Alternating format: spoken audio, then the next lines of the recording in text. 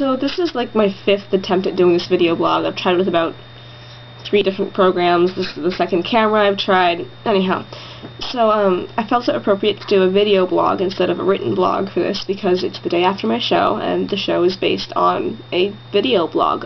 So Dr. Horrible went fantastically. I am so impressed with everybody that worked on it. Cast, crew, audience, everybody. They loved it. Oh my god, it was amazing. There are definitely some things I would improve if I had a second show, which is really the problem with one act like this one. You really only have one show. It would be a good experience, I think, to have a second show, but I don't. So I'm gonna have to deal with that. Specific things I'd like to improve would be like the sound cues. We didn't have enough time to really go over them with too much intensity. We kind of just said, alright, here it is, now do that during the show. And same with the light cues. There was a couple of them we went over, because a couple of them were really complicated, and those were the ones that went really well. Yeah, sorry, I'm slurring my words. There were a couple of really complicated light cues that we went over a lot, and those were the ones that went really well. However, the not so complicated ones we just sort of marked, and we never did a full, successful run-through. Something that I loved, the actors were fantastic. If they didn't have blocking, they improvised, which was amazing, which actually leads me right into something I learned. I can't really depend upon flashes of inspiration all the time. I tried to for this show, like everything I blocked, I just, had, oh, let's do that.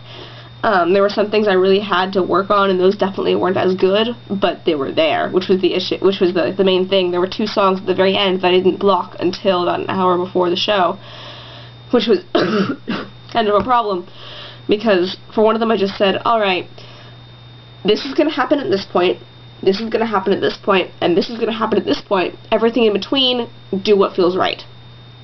It's the method, what method idea. Another thing I learned is I have a very short temper. Not as in, like, this didn't go right, ah! But as in, like, this doesn't work, make it work.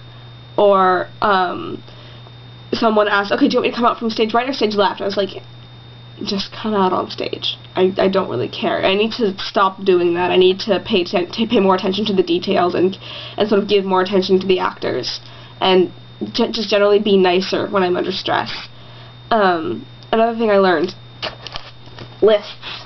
They are fantastic. They are my friend. I have been avoiding them pretty much my whole life, except for during this show. I made lists galore. Like, I have another one somewhere of all my props that I need. Same with diagrams, like blocking diagrams. I'm not sure how well you can see this. It's pretty damn cool.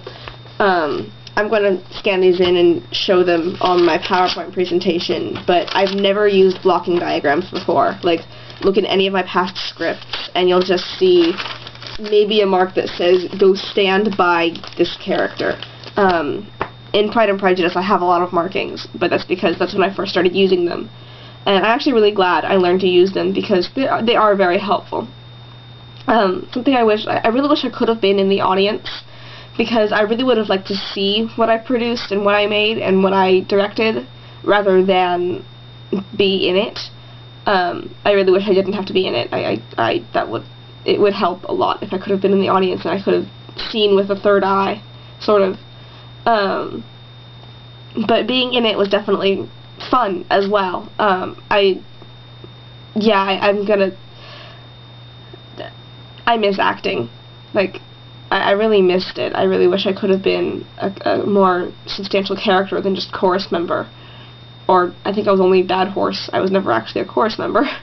But still, it was very fun to be in it. These goggles are from when I was one of the fangirls, by the way. I'm not just wearing them for, hilarity's sake. Actually, I kind of am. I think that's all I really have to say, other than, I'm sorry I haven't blogged in a while, but no blog means lots of things actually being done. So, that's what that is. I need to learn how to use Google Calendar. Because, like, I know how to use it. It's fairly simple. I don't know how to rely on it. I just sort of made a list of what I need to do today and then did it. I never really put it in Google Calendar with, this is what I need to do now, this is what I need to do now.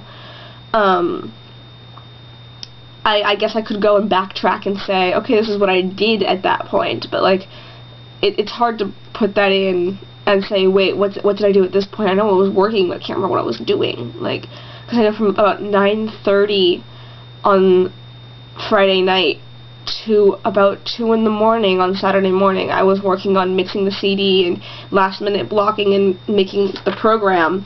I thought this program was pretty cool. Look, it's like there, special thanks in the back, cast, crew, director's note. I think it's a pretty cool program. I'm gonna keep it.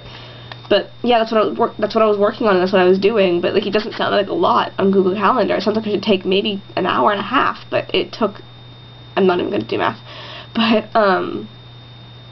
yeah, I think that's all I really have to say about this. I was doing a lot of work, even if it doesn't look like it, and I